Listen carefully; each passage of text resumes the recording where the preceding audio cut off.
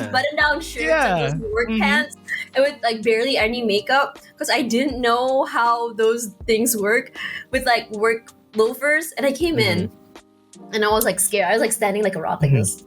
I'm so scared, guys. Okay, so it's a very interesting one at that, because the year 2018, 2019, I actually quit esports.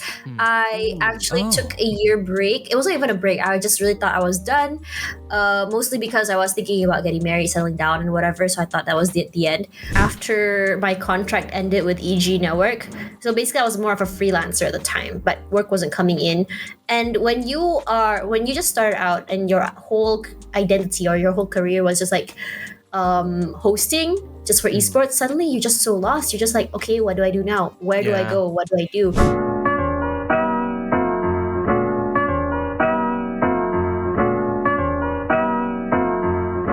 Hey guys, welcome to Nightfall. Dadum here with my friends and co-hosts Dash and again, and we have a very special guest for you today, none other than Tashbunny herself. And well, super excited to start this episode. Welcome to Nightfall.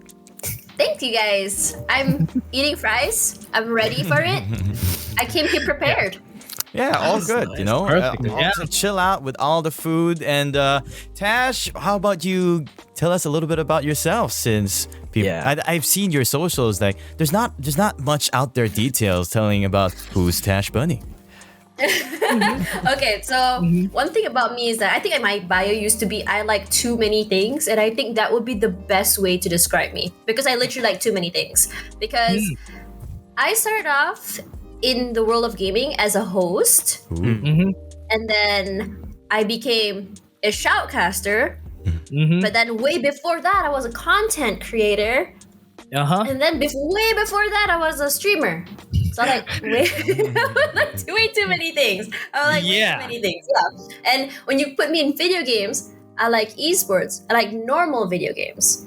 And then you can see my room. It's like, is this esports or is this normal video games? Even I don't know. So yeah, I think what's a normal video game? Exactly. one of my favorites would be Genshin. Big fan of Genshin. Oh, that's a good. Okay, yeah, at least big fan. Final Fantasy. I'm pretty sure you're not a fan of Pokemon, right? Because I'm seeing a lot of. Oh no, I hate Pokemon. I don't know. Yeah, you hate Pokemon, right? Yeah.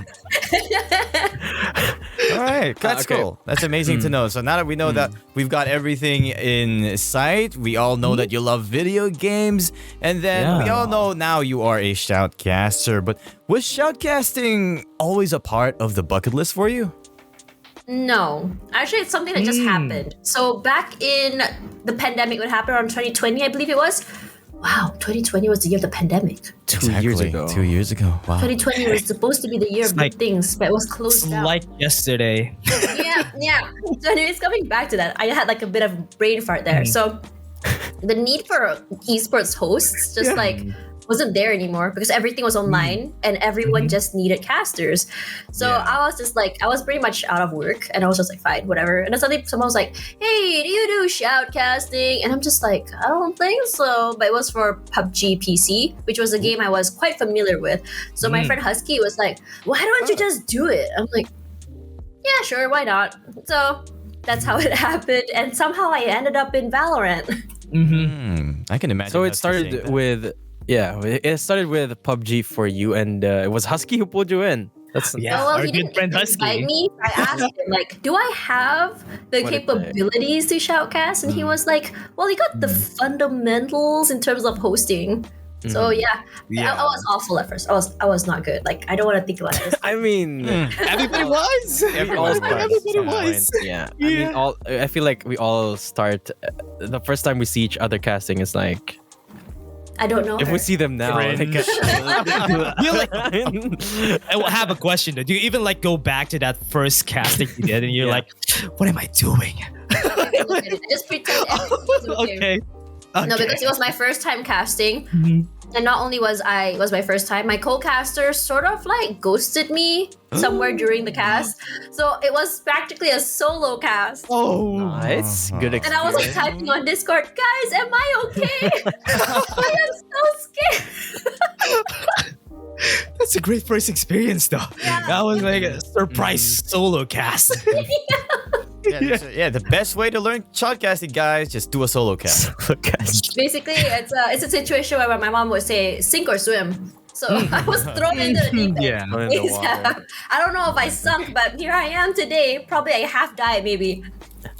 So we talked a little off broadcast about my name. So I want to know, since we know how you started casting, where did the Tashbunny name come from? Or IGN? Okay. Yeah. This was back long ago when I was in my early university days, and I had an obsession with bunnies because for some reason it was like those Tumblr days, right? For some reason, all over my Tumblr were just bunny pictures. Tumblr days. Yeah, Tumblr days. What's Tumblr? What's that? That goes all the way back. I'm kidding. I'm I'm sorry. No, but nowadays people use Tumblr for the inappropriate stuff, right? Nah, guys. I was in the hipster / cute The animals. blog days, or Where I did like role play fan fiction, with other writers. fun. Yeah. I was a who was my character? Akali, Jana? Yeah, League of Legends. I love League of Legends, but I haven't played it in years. yeah. But Tumblr though. So wait. So Bunny, why Tash then? My name is Natasha. So Tash. Yeah, so Tash, Buddy. But nowadays I have like 6 cats. So my name should have been Tash Kitty or something at this point. But I don't know, man. I feel like that has a different ring to it. I kind of prefer Tashbunny. Yeah. Let's just keep it at that. Tash Kitty has like a weird. Let's not get into it. Yeah, we don't want to talk about it. Yeah. I mean, so going back, so before shoutcasting, you had a host life. Before a host life, you were a content creator. And then you were a streamer. Streaming is something everyone usually starts streaming as some sort of like a passion to start with, right? So from streaming, how did you transition into being a content creator? Well, actually, no. My work started with the host first, and then streaming, and then content creator. So, it's a very weird sort of thing, but I'll kind of like show you guys, share how it has started. So basically, when I joined university, I just finished. At a time, I just finished my university exams, and then suddenly I saw this post on Facebook where they say the EG Network channel were looking for talents, and it was a brand new eSports channel. So back then it was like the baby steps of eSports here in Malaysia. Yeah. And then I was just like, I told my friend like, nah, they won't choose me, nah. But then I got curious because I love League of Legends so much. So I went to it. And it was like a freaking 5-hour wait, I believe. It was like so many people. And I saw like very famous like hosts and personalities in the line too. And I'm like, and everyone was like dressed fun and stuff, and I was dressed like a work interview because I had no clue. I had like those button-down shirts and those work pants, and with like barely any makeup because I didn't know how those things work with like work loafers. And I came in, and I was like scared. I was like standing like a rock like this. I'm so scared, guys. And they asked me like there were 3 questions. I think they asked me like either I can sell an egg, I can host my own gaming show, or I don't remember one more. So I did host my own show, and I think at the time I was a huge fan of Break the Meta on YouTube. I don't know if you guys watched that. Break the Meta. Break the meta. It's called Break the Meta, where people play like ADC. Right. Breaking the meta. Breaking the meta. That existed. I also didn't know about this. Ex-pro player, by the way. Pro player. I didn't know about this. Okay. At least now I know. A bit too late, but So I was a huge fan of that, so I did that. And I remember the guy asking me, "What's your rank on League?" And I told him I was gold, and he was like, "Well, at least you're not bronze, so I guess I can consider you." And then he said, "What is your opinion about Teemo?" And I was just like, "Satan." And he was like, "Okay, you're not Teemo, man." Okay. So took a picture with all of them, left, went home, and 2 weeks later, I wasn't chosen again, so I was a little bit sad. But it's something I made it. So one of the requirements as a host for gaming was that I needed to stream once a week, and I also needed to create some content. But content-wise, I wasn't good because that was the era of those skits, right? I can't believe we went through those skits era. Those were so cringe. I can't. And then, I sucked at doing skits. bits, but for some reason streaming really intrigued me. I started off as a horror streamer actually. Played what was my first horror? Amnesia. Amnesia. Oh, Yeah. DJ. Yeah, Amnesia. PewDiePie days. Oh yeah. Yeah. Yeah, I remember Ryan then Higa after days. Oh man, I remember. And then it was Outlast. Oh yeah, Outlast just came out around that time. I think it was like maybe a year after that. Oh, I think I started like getting traction around that. And Dead Space, that was fun as well. And yeah, I started Undertale at one point, and then I realized, oh my god, I can't do this streaming once a week. I have to do it myself because I want to finish playing Undertale ASAP. And then that's how I started streaming. It just like started going on and on and on. But I kind of like don't do it anymore because I'm so busy. But I do miss it though. During those days, and then content was there, and then suddenly you're now a shoutcaster. What? I don't know. Actually, Like, you know, Shoutcaster pandemic. host first before I started doing content. Actually, my content days were weird. It was like a pandemic days. Like you know how like everyone starts off content with like montages, right? They just like kind of Yeah, put together yeah, the funniest exactly. parts as highlights. Yeah. And you know, it's really hard to grow in that perspective because it's so saturated. So Yeah. I gave up on that. And then like it was during pandemic that I got this interest for, I don't know if you guys can see these, but I have like some keyboards here. I have like around 10, and these are all Oh custom. my god. Oh They're all my, custom. 10? Oh yeah, this is my favorite, baby. Listen to this. Okay. Oh, Oh, doesn't sound good. that sounds great. That Yeah. sounds great. So I started off content because I had an interest in custom keycaps. So these are some of them. There's more over there. Yeah. So Will I you started click them? I see a there's no sage sound one for there. these. Oh, okay. Yeah.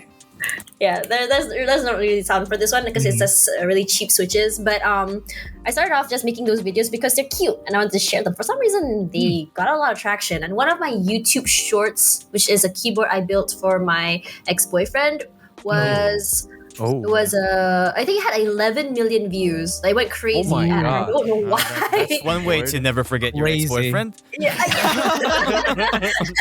Right. And then so anyways I built it went crazy, so I was like, okay, I'm gonna just keep making those videos.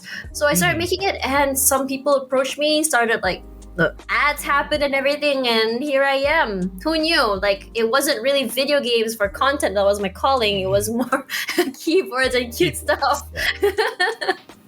I mean, I feel like that really works. I don't know, weirdly in a way, because I feel like I wouldn't be here if I didn't have the chance to cast for Valorant, because I started with casting MOBAs too, like Wild Rift, League, and then MLBB. I didn't start casting Valorant until there was an opportunity given to me. I mean, I feel like that's really what dictates a lot of what you do, right? I mean, I wouldn't have guessed I'd be a caster about a couple of years from ago, but here we are now. Yeah. Yeah.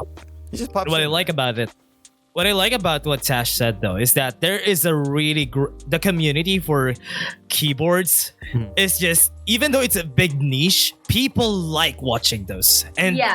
honestly, They when like, they like talking yeah, crap. I don't want to say that. They like talking Right. crap as well. I don't know why. They love it. There's just always something mean to say. But we know they have no money and they're just mad that I have it and they don't.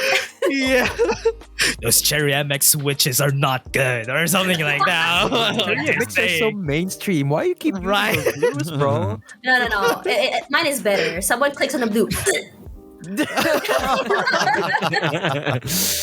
When I got actually when I started watching those videos, like I didn't understand it at first, Right? but people are Me neither, really me neither. passionate. People are really passionate about it, and I was like, okay, this video, then this video. I took 2 hours watching or 3 hours watching those videos and just hearing the sounds of the switches. I was like, oh, that's what I like. I'll buy that. It starts off with the cute keycaps. Right. And then after that, it's the typing sounds. Mm-hmm. And then after that, it's the mods. And then after Right. that, it's the expensive. Yeah, building it yourself. Building it yourself, right? The costume. It's crazy.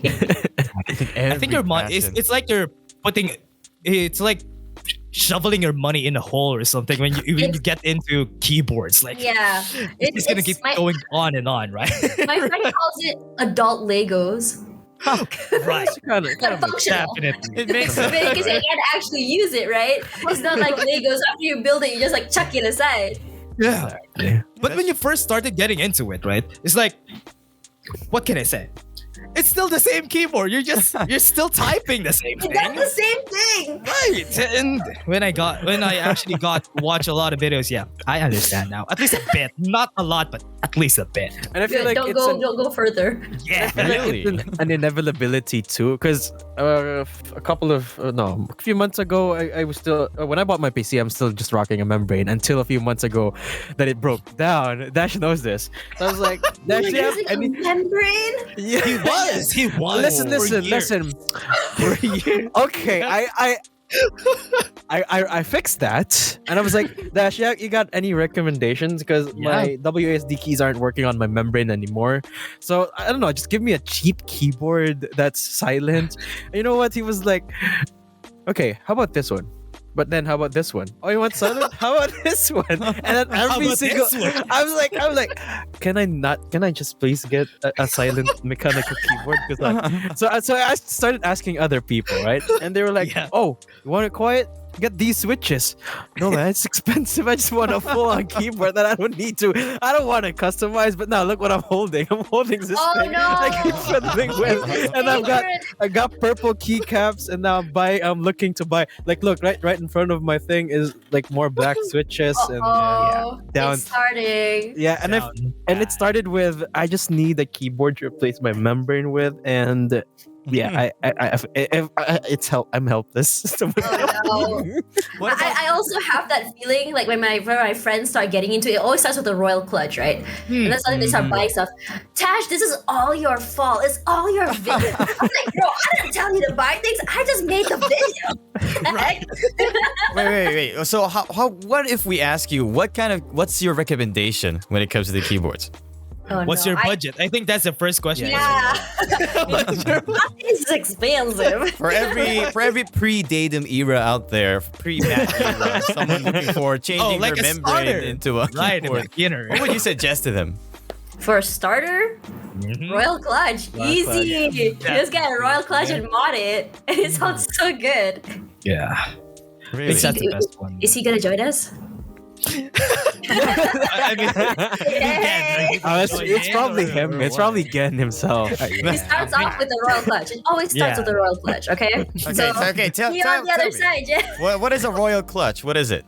It's a He's interested. Let's reel him in. It's a brand of a keyboard. my keyboard Oh, is it's a a royal. Yeah, that's brand. the one. Yeah, it's a brand. Clutch. It's quite like entry level. It's not too expensive. It's hot swappable. Hot swappable means you can switch out the switches. You can open it up and add your foam or silicone, whatever you want to put inside it. That's a lot. You can do anything with it. It's Expendable. I always hear different colored switches. What kind of switch do you recommend? Depends on you, That honestly. depends on you. Yeah, because honestly, Megan, there's tactile and then there's linear. I think those are the Yes, general. here I we think those are the general. cookies. Yeah. You don't talk about the cookies though. And tactile ones are the ones that feel the best. Yeah, because Oh they wait, have. I have a tactile right here. Yeah. Yeah. But the thing is, tactile are the noisy ones. They're What not I that have, noisy. I mean, compared to linears, what I have, because when I asked everyone, okay, what should I get for switches if I want it to be as quiet as I can make it, It has while to be linears. while not making it expensive, they recommended either reds or blacks, and I got blacks. Yeah. So Wait, what? Gateron yellows are the best. really? Or That's not- KTT yeah. wines. Okay. Stop. Buy it I'm just now, gonna yeah. stop you right there. They're like a few cents each. I'm not gonna spend any more on this keyboard. I already got spares, and I'm not gonna get another one. But yeah. Anyway, again, There's depends that on now. what you We'll give want. him 2 Yeah. months. Yeah. Because I was planning to get black switches too. So is that good? That bad? Yeah. It doesn't. Uh, It Yeah. feels Right. very mushy. It takes some Yeah. getting used to. It's very like, very mushy. But All I can say is that if you're gaming, the best switches are still tactile. Go buy you 4Ts. Oh yeah, so some switches they have food names. It makes you hungry. Real names? Like marshmallow switches, boba really? switches, hello switches. What? Hello. You don't know hello switches? No. We know hello. as you Hello can see, from Tash, the. we're not down. We're not as deep as you We're not- are in the rabbit yeah. hole. So I'm Yeah. sorry. We're sorry to disappoint. Well, now Yeah. you know. You gotta represent and buy one.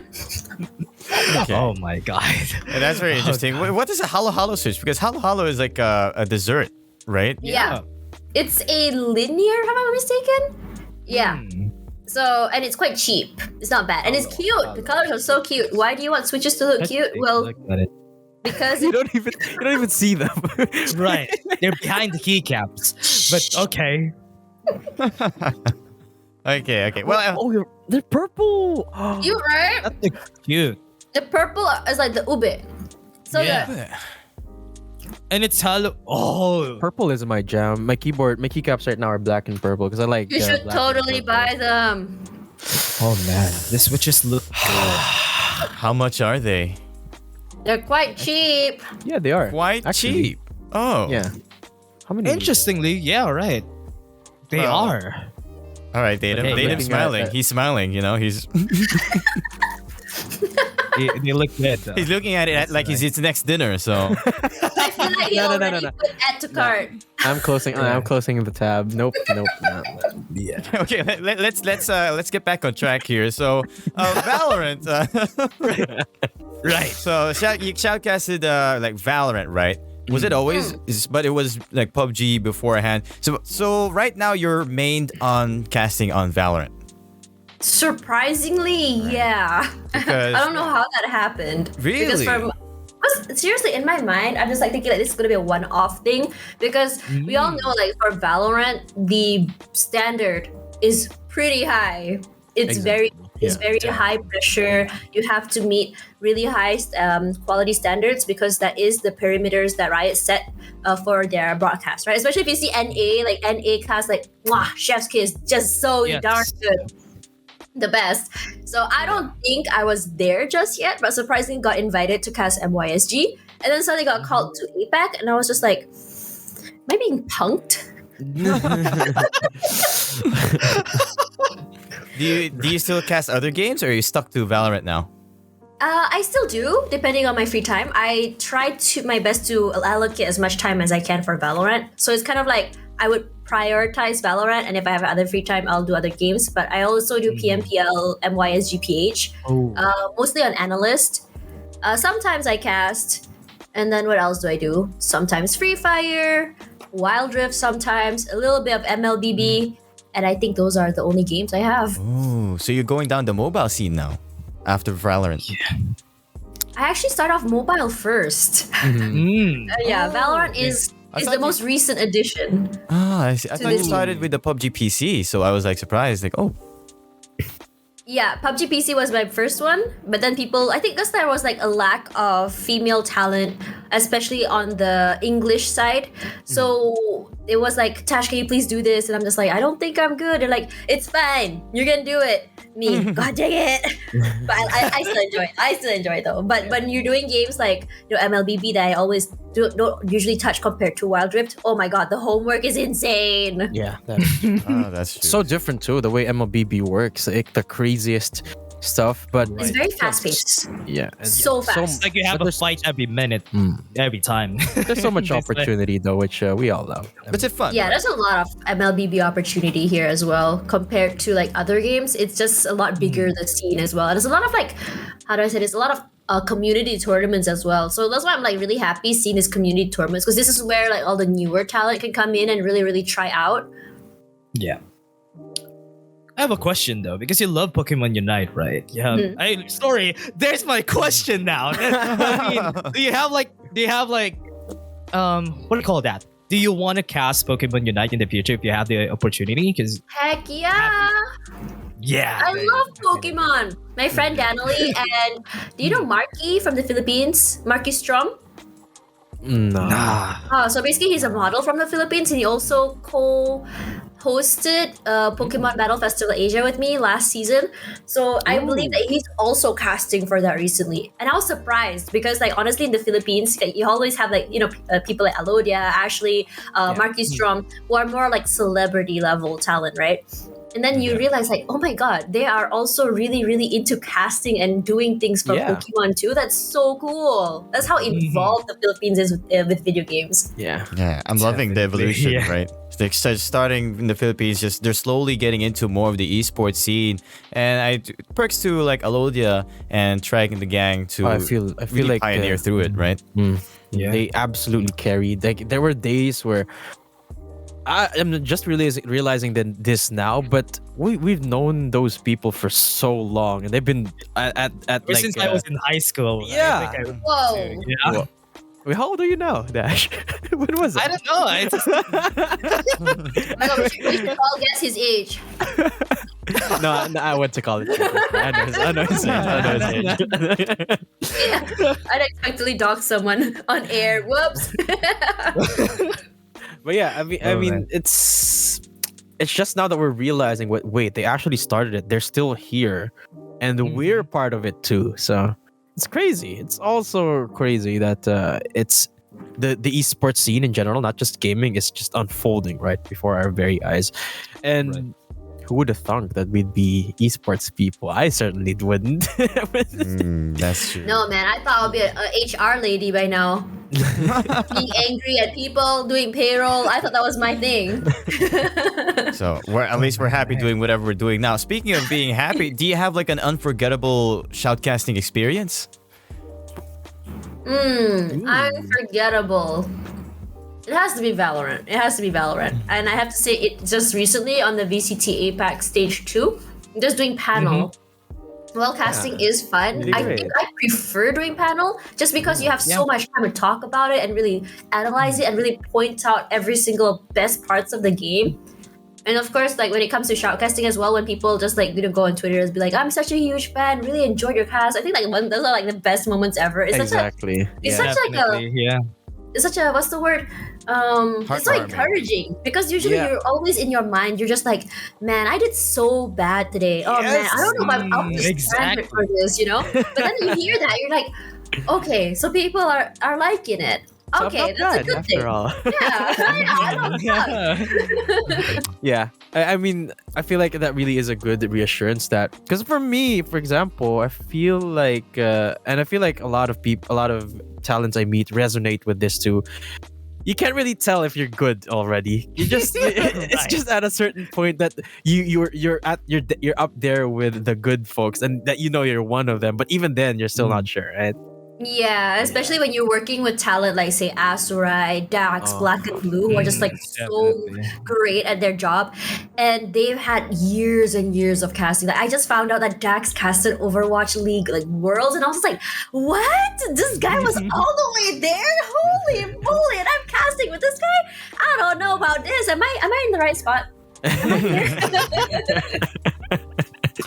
I remember, I think Azurai casted for the longest time. I remember him casting League of Legends for the longest time. Oh yeah, he started off with that, right? He's like one of the OGs that I know when I was still in high school. I actually know that they were casting even before then. Yeah. So, since we're talking all about the history of shoutcasting now, what about you, Tash? Do you have any tips for shoutcasting? Yeah, for starting talent, Especially for people who are starting, or maybe even something that could resonate with shoutcasters now. Okay, so all I can say is just do it. And this is like the only advice I give to anyone. How do we start streaming? Just do it. How do you start casting? Just do it. Because sometimes you don't know until you try. And in a lot of situations, I feel like you can only know your limits if you try it out. And people be like, "Oh, but I don't get events to shoutcast." I'm like, dude, just shoutcast yourself. Post it all over YouTube. Just like, Definitely. so sometimes, you never know that when suddenly you do a really good shoutcast, right? And people just clip it and just share it all around, and then suddenly you just make it. So it's all about just like putting yourself out there nowadays, because it's not like before how like when you want to get into things, you have to literally go on a talent search, or like if you want to get known for something, you have to really try and get connections. Like nowadays, the internet is free, and it's literally your world in an oyster, where it is your stage. You want to make it your stage, you can. And I think that that's the reason why I'm here today, because honestly, when I think about it, like my hosting gig didn't really bring me to where I am today. It's more of like the internet of just like making videos, like just randomly joining a cast, And as much as I don't want to say like, oh, hosting really gave me a leg up, it did. But at the same time, your effort and your own, your work will show itself, especially when you have the internet. Yeah. You mentioned earlier that your esports career really started to gain traction starting the pandemic, right? But do you think you would still be casting for esports if the pandemic didn't happen? Pandemic didn't. Yeah. That's a good question, though. It is a good question. Yeah. Let me think. Okay, so it's a very interesting one at that because the year 2018, 2019, I actually quit esports. I actually took a year break. It wasn't even a break. I just really thought I was done. Mostly because I was thinking about getting married, settling down, and whatever. So I thought that was the end. But I wasn't really happy. I was doing tech at the time, and I was just learning more about tech every day, which I think also kind of helped me to where I am today. And then finally, someone headhunted me and said, "Hey, we want you to join IGN Southeast Asia. We know you were there before, but we really like your work. We want you back." So I went back, and then I started just doing normal gaming, just normal game devs. I wasn't in esports yet, but it wasn't until Free Fire reached out to me and they were like, "Hey, there is this tournament and we would really like you to host it." And then from there, it just kind of like snowballed. Just because I went back to gaming, it just suddenly just started going. It starts off with one small opportunity and it will literally just snowball, especially if there's not a lot of talent in that particular game.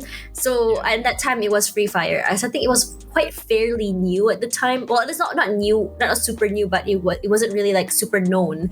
So because of that, people started to notice me and I just started getting picked up again for hosting. And then at the same time, the same TO who did Free Fire was the one who asked me to cast because they couldn't find a talent in such last minute. So it's all about timing, honestly. I really think that the timing was right because at the same time I came back to streaming during the pandemic as well, and everyone was home. Everyone had nothing to do and everything was just online. So honestly, when I think about it again, if the pandemic didn't happen, I still may have been here, but it would have been a whole different situation because instead of doing my casting or hosting from home, I would probably be in the studio. Yeah.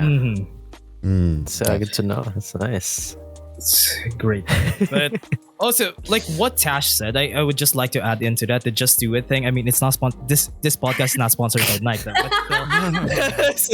So continuing on to that, if you want to get to some casters are actually finding opportunities, right? Sometimes some TOs don't know, for example, some community tournaments, right? Sometimes they don't know that they need casters until you ask them if they need casters. Yeah. And that's why you always need to put yourself forward. Don't be shy. You're not going to lose anything if you ask them if they need casters, right? So always do and always find a way to ask them because, yes, asking can get you a long way. Yeah. Okay, fun fact. That's kind of how I landed in Valorant. So I knew the TO. So the TO also handled PMPL, I believe. So I asked them, "Hey, I heard you guys are handling VCT MYSG. Do you guys need more talent? It's my first time. I know that you guys have a high quality standard, but I do play this game a lot and I think I know enough about the game." So I think they really took a chance with me, and surprisingly it worked out. So yeah, what you said, absolutely ask. Don't be shy. Yeah. Have like the thickest skin that you have, because even for content creation now, because I'm not super known and I do need content, right? I will just be mass emailing so many different companies that I enjoy. Like, "Hey, this is my platform. I hope that that this is what you would like your audience to see." And then after that, surprisingly, it's been received very well because these people don't know you. You kind of have to, unless of course you're famous and you have an agent who's doing that. So that's a whole different story. Yeah. Okay. I have another question though, a follow-up to that is, this is specifically for casters and I've been always curious about it and I've worked on this just because I got conscious because of it. So is accent important for casters? Oh, okay. This is a very interesting one because I had some casters in Malaysia say that they cannot go international because of their accent. But then, I started to believe it until, I hear things like Dax going all the way to Overwatch League Worlds. And so it really, really kind of depends. If your speaking is understandable, doesn't matter if you have an accent or not, you just have to be understood. I think it shouldn't be an issue because mostly I think what you want to remember is that your audience need to be able to understand you. So my friend Danley, she's actually Australian. She told me that she actually struggled with the same thing when she first started casting. Do you guys know her? She's from Dota 2. Generally, no. More Okay. league people. So More league she's one of so she's one of the OGs. She works with BTS Beyond the Summit. So she said that one Okay, I know. big thing that people struggled with her was that her Australian accent is so thick that they cannot understand her at all. And this is coming from someone who is kind of like what people think like European or Eurasian maybe. Yeah. So, yeah, so you always think that like maybe the Europeans, the Westerns, Eurasians would get more opportunity. It's not true, because for Australians, I think the one thing that she struggled with was accent. So what did she do? She kind of like tweaked her accent a bit to the point that she does still have the Australian accent, but she made it in a way that people can understand her. So I think the takeaway from this is, so long as your enunciation, your pronunciation is good, I think accent shouldn't be an issue. But honestly, I think there is also a charm to having an accent. It makes you so unique, because I feel like at one point, every single caster starts to sound the same. What are you going to do to sound different? I guess I'm gonna start talking like this then. I mean, Alright, friends, let's go. We all know British. Absolutely. I mean, Dash. Now we all know what Dash sounds like, and Yeah. Oh man, I love how casters can just do that, right? But still, the reason why I asked that is because I was super what do you call this, conscious about my accent when I started English cast. Yeah, how can I say this in a very nice way? When I started English casting, I sounded, my enunciation is so, I don't want to say it. It's so accented. I had an accent. I had the localized. accent gives a charm. Seriously, because like even now, like I sound super American. I don't even know where I got this accent from, honestly. Sometimes when I hear people casting, like especially Filipino casters, I really like that charm coming from it. Or sometimes you have some Japanese casters, they try and cast in English and you can hear the Japanese accent as well. Yeah, it's that's very, cute. very charming, and it gives you a little bit of a signature. And at one point, like even Poppy, right? She has a very strong. I can't remember what accent is that. British? Is it UK? Yes, I think Poppy, wait. Oh, no, Poppy, sorry, Pansy, not Poppy. Pansy. Oh, I was thinking like Pansy. music. I was thinking the Poppy. singer. Probably. For some reason, I me got too. I confused. Poppy and Pansy, they're both flowers and red. Yeah. So I think that also gives a sort of nice charm to yourself. It gives you that sort of signature. And in a way, like when you really make that accent yours, when people hear you, like, oh yeah, that's absolutely Pansy, or oh yeah, that's Dax. We can totally tell that's Dax, Yeah. Oh yeah, that's Dash. That's definitely Dash. Definitely. Yeah. Dax. Yeah. So just make it known. And that's what I really like about casters. When one thing that I noticed in Malaysia is that when I first started casting, there was a lot of comments on my tone, because I'm a girl with a higher pitch voice. So learning pitch control is one of the hardest things to do in Valorant. Not Valorant in general, but just casting in general. Because when you go hype, like for guys, it's okay because your tones aren't like 90 to 100 decibels higher. So like that was hard. I had to bring my voice down to like a growl. But now that control as well, like so when it came into a growl, it also made it very unique as well, because not everyone has that. So in a way, I kind of tried to make it my signature. But I always feel like when it comes to a lot of other girl casters, like I wonder like, how is it the same thing that I go through as well when it comes to that pitch control? That's really great advice. Really, thank you so much for sharing that to us. And I'm sure Dash was very satisfied as well. Pitch control. Dash. Pitch control. I mean, Dash, can you show 100 decibel shriek? What do you mean?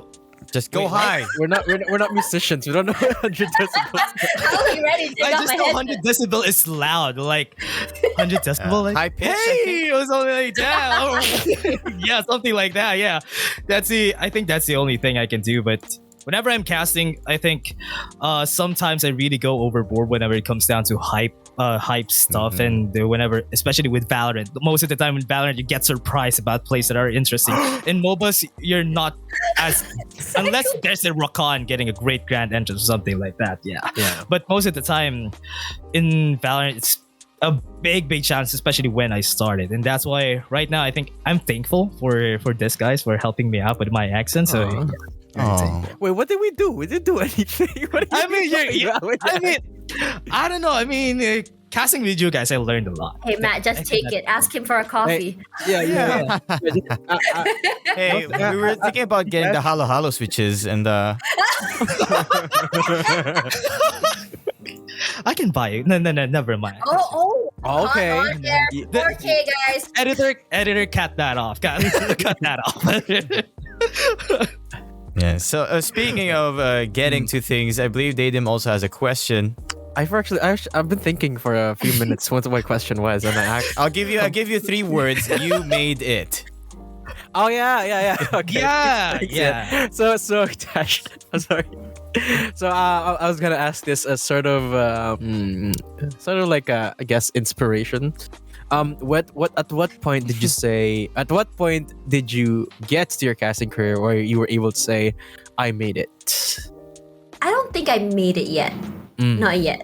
I would say I made it if, say, one day Japanese VALORANT suddenly be like, hey, do you want to be our English caster? Ooh. And then I can say I made it. I'm thinking you Yeah. really like the Japanese scene. Yeah. I Honestly, really the like casting is their casting is so fun. It has I so know. much Yeah. personality. So much. I Yes, love it. definitely. Headshot! I'm sorry, Wow, not you sound got racist. that. Not You to got sound that. racist. Sorry, I'm sorry. But their hypecasters are amazing. I know. It's just like you I can know. actually Like, tell that you're so excited. yeah. Yeah. Like you're watching. All I can think of whenever I watch them cast is like, it's like I'm watching an anime and they're narrating it and they're Oh, saying yeah. what's happening. That's why I'm so hyped whenever I watch it. Okay, so I have an idea for Riot Games right now. If you're watching, credits to me. One Yes. day, we've had Haikyuu. Okay, we've had that Ooh. basketball anime. When Esports. Valorant esports anime, when Yeah. suddenly, the zoom in. Oh my God, we're caught in VAs the for that. we're caught in a situation. I'm just gonna throw out my satchel here. Nani? He still has a satchel? The best part about It's still there for you. Huh? Yeah. The best part about Jap commentators is that is my personal favorite. For example, they narrate a word in their accent. Like for example, "Wopirita," and then the operator gets a shot. They're gonna be like, "Wopirita." Whoa! Just go ham with the reaction.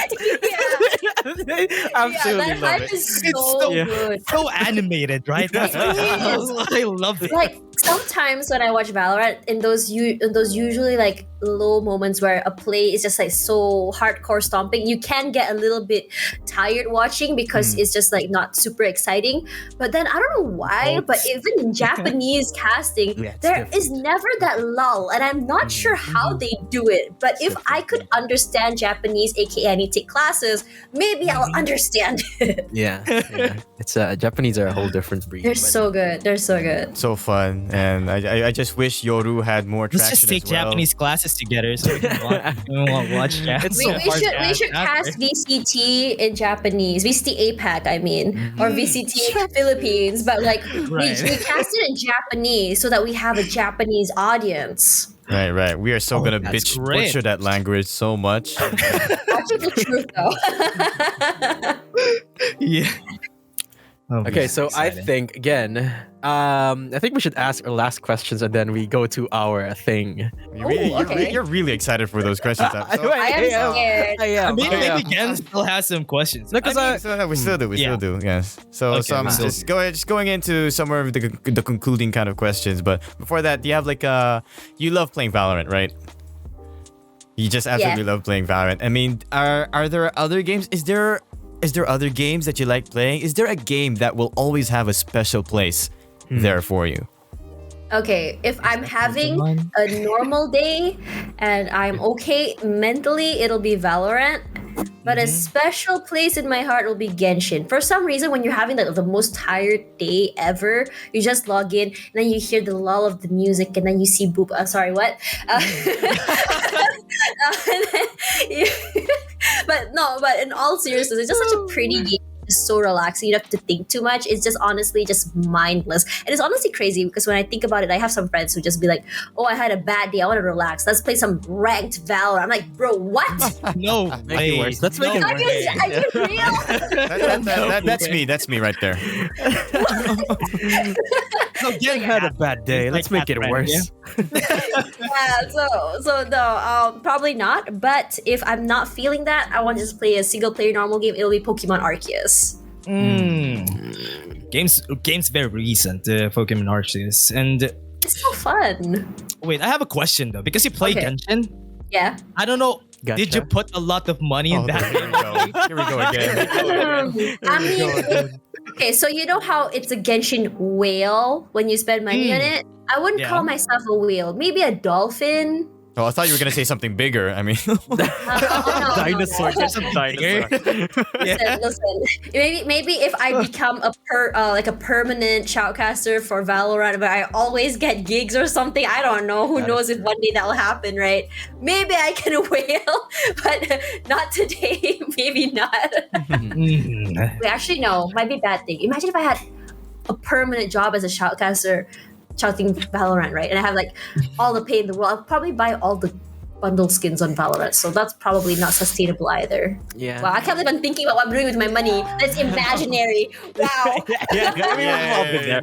We've all Gotta- been there. Right? yeah, we gotta earn all that money just for all that gacha. You know, we gotta fuel our Right. gachiness inside. Oh my god, imagine if Valorant had gacha skins. Oh no, please. Oh, they. That would be like- Giving right. I Stop giving okay. right ideas. No. I remember they talked about it. They talked about it, and they said they do not Oh, want. okay. It's a no on their scene. It's actually good because imagine how much money people will just try to pull out, like, you know, a skin. Cut that out. Please don't put that in the podcast. Just like CS:GO. What's If you play interesting, CS:GO, though- it's exactly what Yeah. CS:GO does, and that's Oh, right. okay. I That's never what played CS:GO CSGO, surprisingly. Yeah, they have like boxes, right? Yeah. Or cases. Is that what it's called? Yeah. Exactly. And there's like a Wow. 0.01 chance to even profit out of it, but people just keep going at it because there's that chance that they win something good, and you know. Get Nightfall. Kind of like that end game hopium. 1 out of Yeah. 14 million. We get hype. Exactly. Wow. I mean, at least Genshin, you have that pity, you know, like you go up to 90 and it's already guaranteed. So you have an idea what to go for. But I'm not gonna, not to brag, but my luck's pretty good. Yeah. Oh, that's great. That's great. The RNG is just pretty great. Well, thank you. All right, fine. Instead, be lucky. Right. So I I mean, I think. Wait, I think Night Market could be a bit of a Technically. gotcha already. technically, yeah. a little For bit. discounted Pseudo. skins, sure. But like for some reason, I never get the good skins. Yeah. That's exactly what gacha is all about, you know. Exactly. Try to get lucky with it. Not so lucky after all. I got 3 minimas once. Okay, so I'm glad that you're enjoying what you're doing, absolutely. But speaking of enjoying, there's probably like a low point or a high point in your life. Like, did you ever feel burnt out? What do you think was the lowest point, and what do you think was the highest point? Do you think? Okay, so I have to say my lowest point was after my contract ended with EG Network. So basically I was more of a freelancer at the time, but work wasn't coming in. And when you just start out and your whole identity or your whole career was just like hosting just for esports, suddenly you're just so lost. You're just like, okay, what do I do now? Where do I Yeah. go? What do I do? Tried out streaming for a few months, didn't really work out. Money wasn't coming in. And I did have an ambassadorship at the time with Lenovo Legion, I believe. But, you know, that kind of stuff doesn't really pay a lot at the time as well because I wasn't really bringing in the numbers or the ROI just yet because I was just so very new. So at that point, you just start to kind of question, like, is this really the path for me?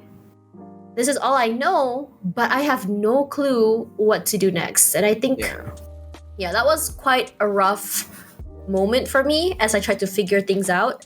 And I didn't think it kind of like changed as well when I joined the IGN previously, not the one recently that I just quit. So it was more of like, okay, I'm here, but why am I still burnt out and unhappy in this company, even though it's basically something that I wanted to do a long time because I used to watch Naomi Kyle growing up. And I'm just like, oh, I wanted to do what Naomi Kyle does, but why am I not enjoying it? So it wasn't until that I took that 1 year, quit or break, if you may, that I started to figure things out. It was rather than, when you are okay financially, you are given this sort of like chance to really, really, what's the word? Experiment, kind of like go wherever you want, do whatever you want, and there's no risk involved because, like it or not, even if you fail at it, you still have your monthly income for your day job. Yeah. So that would be my lowest point at the time, just feeling lost. And I think a lot of people go through this where they just don't know where to go at the time. So I'm pretty sure a lot of people, not just me, go through it. And I would say my highest point is honestly that YouTube video I was telling you about. It was more of like, I love shoutcasting and I love hosting, but that passion for content creation started off because I was just seriously bored at home during the pandemic, and I was just so tired of making gaming videos that I wanted a break. So I just wanted to do cute videos. And I have to say, like, because of that, like, now you saw my room, everything's pink. So yeah, that's what happened. And I have to say that I think that's like my biggest achievement so far, because I've always wanted these things growing up, as you can tell. And you don't really have the income for it. I think a lot of people can relate when they say that once you grow up and you have money, you're kind of like nurturing or what's the word? Having, in Malay they call it balas dendam. I don't know how to say it in English because it's revenge, but I have to say that you're just kind of making up for all that lost time that you didn't get all of this as a child. That makes sense. Yeah. I mean, we're all just children who are bigger and older, right? But Yeah, I don't think our brains are developed as yet. Like my mom had me when she was like 24, 25. I'm in my auntie age now. I'm super auntie. I'm not even close to getting married, so I don't know about that. I have a question, Tash. Is esports your actual full-time career now? Okay, so this is very interesting because I literally just quit my day job to pursue esports and content full time. Yeah, because I started getting like quite a lot of bookings to the point that it started interfering with my day job. So I thought to myself, I could be mediocre, happy, and just not worry about anything, just worry about 9 to 5. Or I could chase things that I really care about while I'm young. So I say, okay, you know what, just do this while I'm young, and then there will always be another job waiting for me. Yeah. But if for this sort of like opportunity, especially at my age where I feel like maybe 5-10 years I may not be able to do anymore, I think now is the time.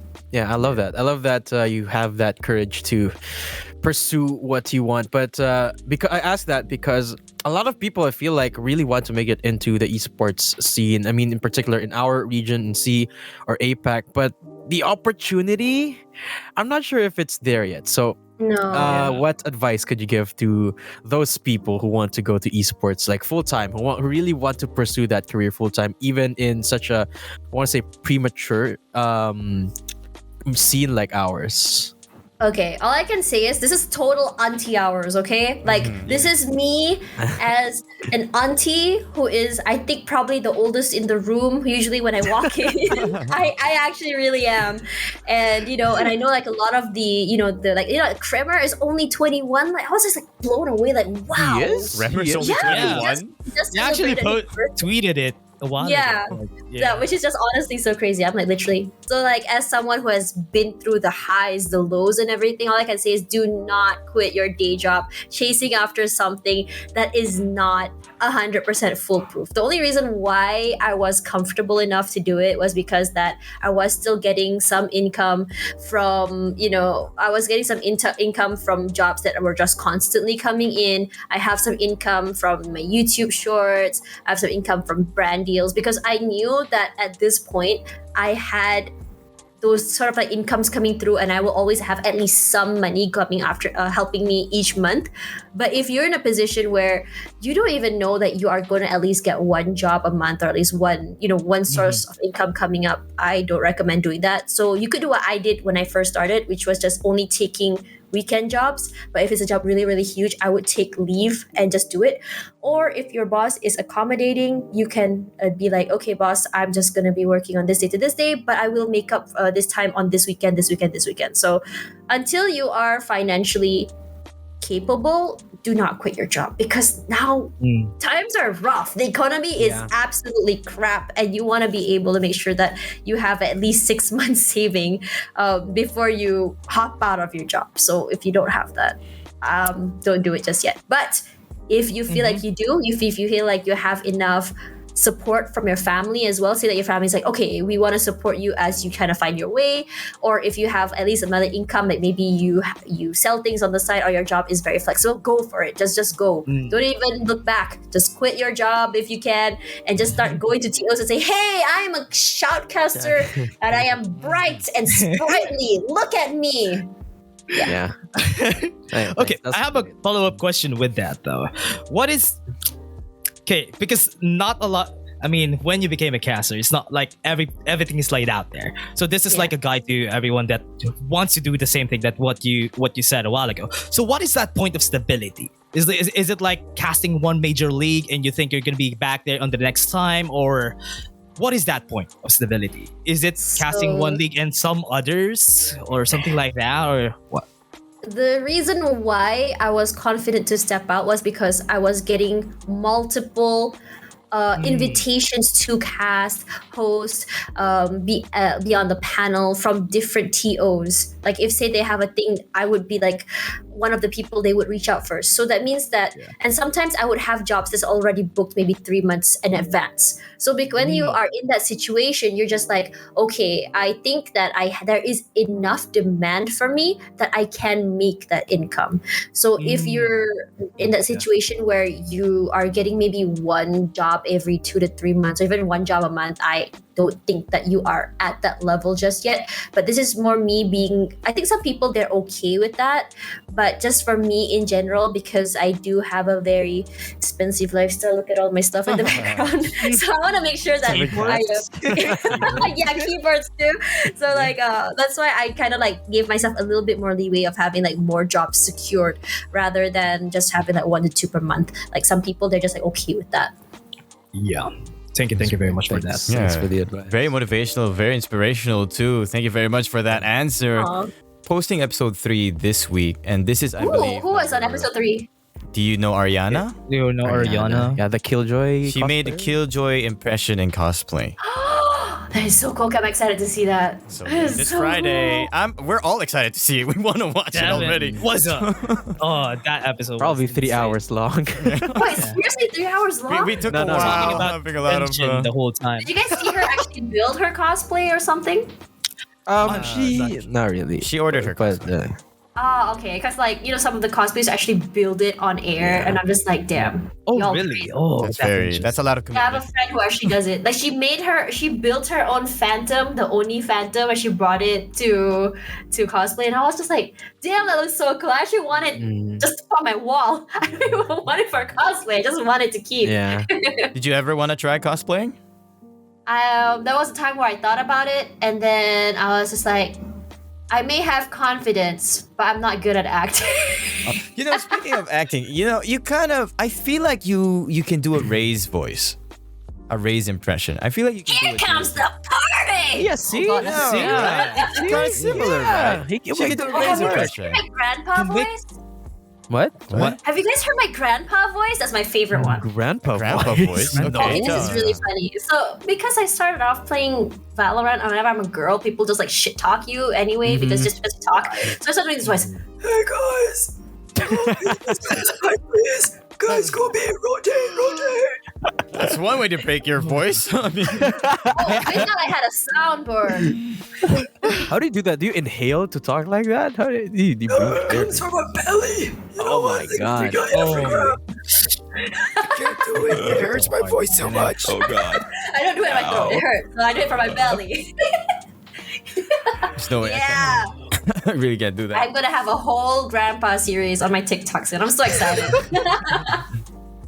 All right, So an ordinary should we grandpa. close? Yeah. Can Oh wait, can I do the close of my grandpa voice? Sure. Yeah. Wait, before we do, I mean, if you have any plugs or anything like that, now's the time. Oh. Hello everyone, I'm Tashbunny. You guys can follow me on TikTok at the Tashbunny, Twitter at _Tashbunny. Same goes for Instagram and YouTube.